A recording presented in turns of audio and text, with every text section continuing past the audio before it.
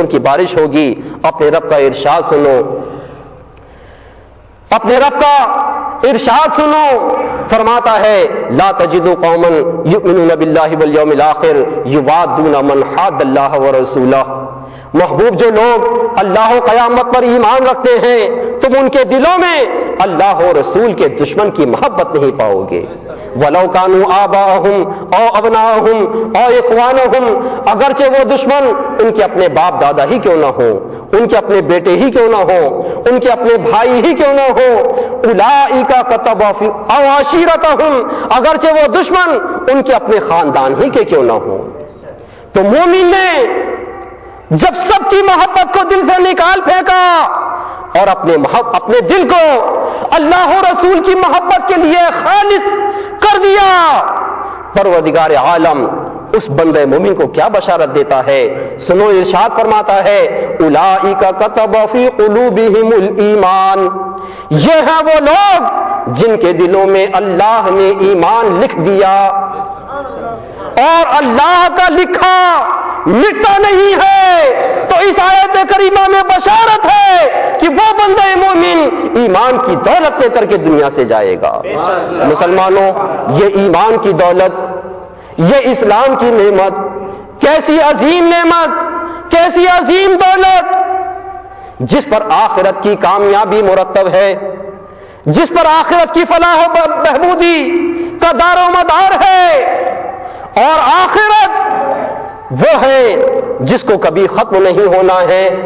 دنیا میں اگر بخار آ جاتا ہے تو آدمی کو تسلی ہوتی ہے کہ آج نہیں کل، کل نہیں پرسوں، پرسوں نہیں ترسوں، اس دوا سے نہیں اس دوا سے، اس دوا سے نہیں تیسری دوا سے، اس طبیب سے نہیں دوسرے طبیب سے، اس طبیب سے نہیں تیسرے ڈاکٹر سے، یہ میرا بخار چلا جائے گا۔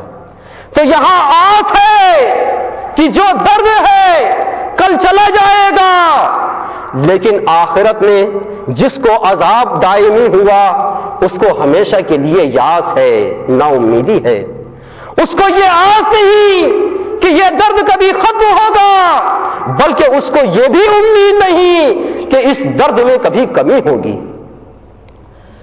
تو وہ آخرت جس کی فلاح و بہبودی ایمان کے اوپر منحصر ہے، جس کی کامرانی کا دار و مدار ایمان پر ہے، پروردگار عالم فرماتا ہے اللہ ایسے بندے کو ایمان کے ساتھ دنیا سے اٹھائے گا۔ حضرت سفیان ثوری رضی اللہ تبارک و تعالیٰ عنہ دوسری صدی ہجری کے بزرگ ہیں، آج سے 1200-1300 سال پہلے کے بزرگ۔ جوانی کے عالم میں ان کی کمر جھک گئی جیسے بوڑھوں کی کمر جھکا کرتی ہے۔ کسی نے پوچھا اے سفیان، کیا تم کو گناہوں کے غم نے جوانی میں بوڑھا کر دیا؟ کہتے ہیں نہیں، مجھے گناہوں کا غم نہیں، میرے گناہ پہاڑ کے برابر بھی ہوں تو مجھے ان کا غم نہیں۔ اللہ غفور الرحیم ہے، بخشنے والا مہربان ہے، پیارے آقا صلی اللہ تعالی علیہ وسلم شفیع کریم ہیں، شفاعت فرمانے والے، کرم فرمانے والے، دامن میں چھپانے والے ہیں۔ وہ شفاعت فرمائیں گے، پروردگار عالم معاف فرمائے گا، بیڑا پار ہو جائے گا۔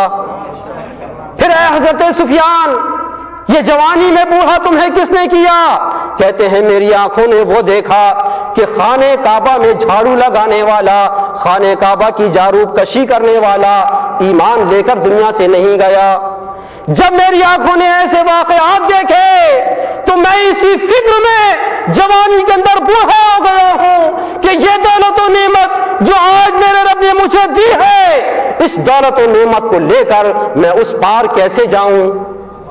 یہ دولت و نعمت اس پار جاتے وقت میرے پاس صحیح سلامت کیسے رہے گی؟ اس کی کوئی ضمانت نہیں، اس کی کوئی گارنٹی نہیں ہے۔ اسی غم نے مجھے جوانی میں بوڑھا کر دیا ہے۔ تو مسلمانوں، وہ مسلمانوں کے امام، وہ بزرگ پیشوا جس ایمان کی فکر میں جوانی میں بوڑھے ہوئے، اس ایمان کے بارے میں تمہارا رب ارشاد فرماتا ہے اولئک کتب فی قلوبہم الایمان، اے میرے بندے اگر تو نے میری محبت میں، میرے محبوب کی محبت میں، میرے دشمن کی محبت کو دل سے نکال پھینکا، میرے محبوب کے دشمن کی محبت کو دل سے نکال پھینکا، اپنے دل کو میری اور میرے محبوب کی محبت کے لیے خالص کر دیا، تو اللہ تیرے دل میں ایمان نقش کر دے گا، اور اللہ کا لکھا نہیں مٹتا، لہذا تو ایمان لے کر دنیا سے جائے گا۔ اور دنیا کی زندگانی فانی ہے، آج نہیں کل یہاں سے جانا ہے، لیکن اس چند روزہ زندگی میں بھی اگر تجھے خوف ہے، اگر تجھے دہشت ہے کہ دشمن تجھے نشانے پر رکھ لیں گے، تیری طرف گالیوں کے تیر برسائیں گے، تیری زندگی کو تنگ کر دیں گے، اجیرن بنا دیں گے، تیری عافیت کو تنگ کر دیں گے، تو اے بندہ مومن نہ گھبرا۔ ارشاد فرماتا ہے وَأَيَّدَهُمْ بِرُوحٍ مِّنْهُ، یہ ہیں وہ لوگ جن کی اللہ نے اپنی طرف کی روح سے مدد فرمائی۔ دنیا والے تیرے دشمن ہو جائیں گے، لیکن اللہ آسمان سے غیبی مدد نازل فرمائے گا، فرشتوں کی مدد اے بندے مومن تیرے ساتھ میں ہوگی، اللہ کے نیک بندوں کی مدد تیرے ساتھ میں ہوگی، اور جب یہ نیک مدد تیرے ساتھ میں ہوگی تو یہ دشمن تیرا بال بھی دکھا نہیں کر سکیں گے۔ اور پھر یہ تو دنیا کی زندگی ہے، آج نہیں کل یہاں سے مرنا ہے، جب یہاں سے تو جائے گا تو پھر تیرے لیے کیا ہے وَيُدْخِلُهُمْ جَنَّاتٍ تَجْرِي مِن تَحْتِهَا الْأَنْهَارُ، تجھے اللہ ہمیشہ کی جنتوں میں لے جائے گا جن کے نیچے نہریں بہ رہی ہیں۔ جنت، اللہ اکبر، وہ کیسی نعمت ہے جہاں لذت ہے اس لذت کے بعد اذیت نہیں ہے، جہاں آرام ہے اس آرام کے بعد تکلیف نہیں ہے، جہاں خوشی ہے اس خوشی کے بعد غم نہیں ہے، جہاں بھوک پیاس مرض بیماری پریشانی غم و الم کسی طرح کا کوئی صدمہ نہیں، پروردگار عالم جل شانہ نے وہ جنت اپنے ایمان والے بندوں کے لیے تیار فرمائی۔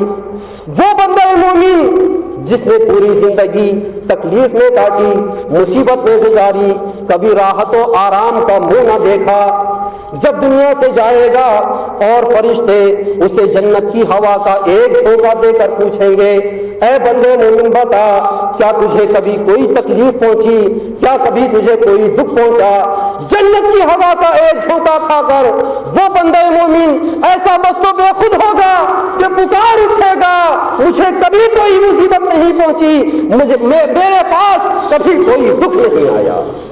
تو جس جنت کی ہوا کا ایک جھونکا زندگی بھر کی مصیبت کو بھلا دینے کے لیے کافی ہے، پروردگار عالم نے وہ جنت ہمیشہ ہمیش کے لیے اپنے بندے مومن کے لیے تیار فرمائی ہے۔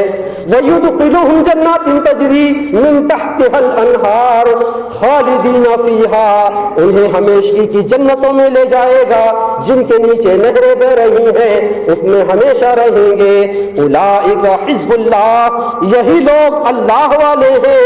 الا ان حزب اللہ هم المفلحون، سنتا ہے اللہ والے ہی مراد کو پہنچے۔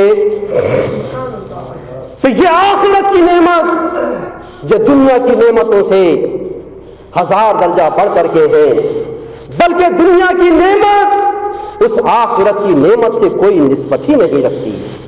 سیدنا امام غزالی قدس سرہ العالی آخرت کی ہمیشگی کی مثال سمجھانے، آخرت کی ہمیشگی سمجھانے کے لیے مثال دیتے ہیں کہ پوری زمین کو رائی کے دانوں سے بھر دیا جائے، پوری زمین کو رائی کے دانوں سے بھر دیا جائے، اور پھر ایک چڑیا ہو جو 1000 سال میں رائی کا ایک دانہ کھائے، 1000 سال میں رائی کا ایک دانہ کھائے، تو بتاؤ یہ پورے دانے ختم ہونے کو کتنے برس لگیں گے؟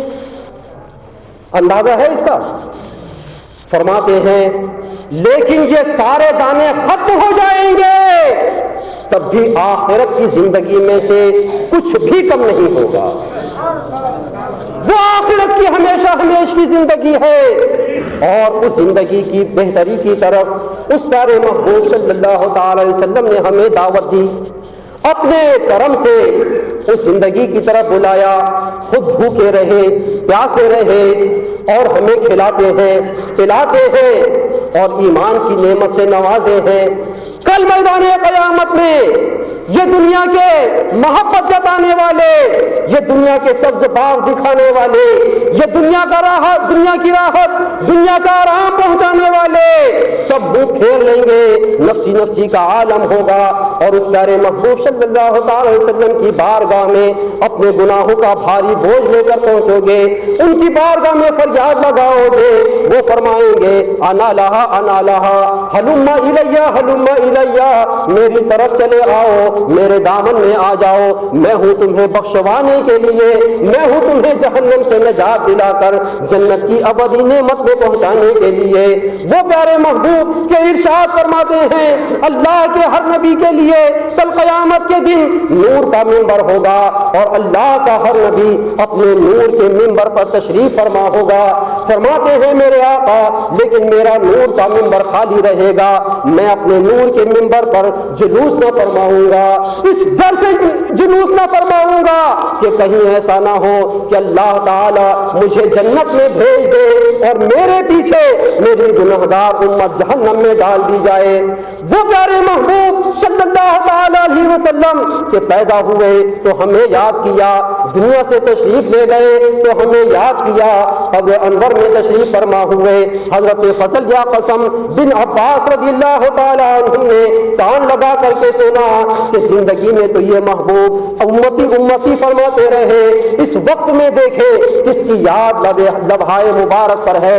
جب اپنے کان لگا کر کے سنا تو سنتے کیا ہیں, آواز آ رہی ہے آہستہ آہستہ رب امتی رب امتی, اے میرے رب میری امت, اے میرے رب میری امت. پیدا ہوئے تو ہمیں یاد کیا, پروردگار عالم نے ارشاد فرمایا وحق کا امت کا بے اعلیٰ ہمت کا, فرشتوں سے فرمایا اشہد یا ملائکتی ان حبیبی لا ینسا امتہ عند الولادتی فکیف ینساها یوم القیامہ. اے فرشتوں گواہ رہو میرا محبوب پیدا ہوتے وقت اپنی امت کو نہیں بھول رہا ہے, قیامت کے دن کیسے بھولے گا. اور اپنے محبوب سے فرمایا وحق کا امت کا بے اعلیٰ ہمت کا, محبوب ہم نے تمہاری بلند ہمتی دیکھی اور تمہاری امت کو بخش دیا, تمہاری امت کا معاملہ تمہارے ہاتھوں میں دے دیا. کل قیامت کے دن ہم گنہگار اگر ہمارے گناہوں نے معاذ اللہ جہنم میں بھی پہنچا دیا, لیکن اس پیارے محبوب کی محبت کا جلوہ ہمارے سینوں میں روشن ہوا. وہ پیارے محبوب صلی اللہ تعالی علیہ وسلم بارگاہ الہی میں حاضر ہوں گے, پھر حاضر ہوں گے, پھر حاضر ہوں گے, یہاں تک حاضر ہوں گے بارگاہ الہی سے ہماری رہائی کا پروانہ لیں گے, دروازے جہنم پر تشریف لائیں گے اور ہمیں جہنم سے نجات دے کر ہمیں جہنم سے نکال کر جنت کی ابدی نعمت میں پہنچائیں گے. یہاں تک کہ ہم گناہگاروں کو نکالیں گے کہ جہنم کا داروغہ پکار اٹھے گا یا رسول اللہ علیہ الصلوۃ والسلام, آپ نے اپنے رب کا غضب اپنی امت میں نام کو بھی باقی نہ رکھا, سب کو عذاب الہی سے صاف کرا دیا. تو مسلمانوں اس پیارے محبوب صلی اللہ تعالی وسلم سے بڑھ کر کوئی احسان کر سکتا ہے, ان سے زیادہ کوئی اپنے دل میں ہمارا درد رکھ سکتا ہے.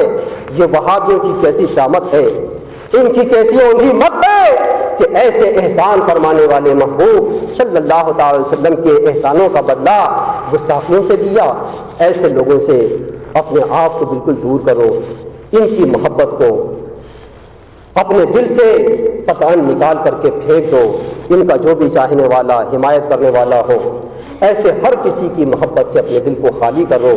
یہ دنیا آج نہیں کل چھوٹنی ہے, دنیا چھوٹنے سے پہلے اپنے دل کو ان کی محبت سے سجا کر, ان کی محبت سے آباد کر کے تم یہاں سے اس عالم کا سفر کرو. تو اس محبوب صلی اللہ تعالی وسلم کی رحمت سے امید ہے, ان کے قدموں میں لوٹو گے وہ شفاعت فرمائیں گے، تمہارا بیڑا پار ہو جائے گا۔ اس پیارے محبوب صلی اللہ تعالی وسلم کی محبت اگر اس دنیا میں ایسی حاصل کرنا چاہتے ہو کہ اس محبت میں اضافہ ہو، اس محبت میں بڑھوتری ہو، تو اس پیارے محبوب صلی اللہ تعالی وسلم کے ارشادات کو مضبوطی کے ساتھ تھام لو اور اس ارشاد کو بچانے کے لیے اپنے آپ کو سینہ صفر کر دو۔ امام علی مقام نعرہ تکبیر، نعرہ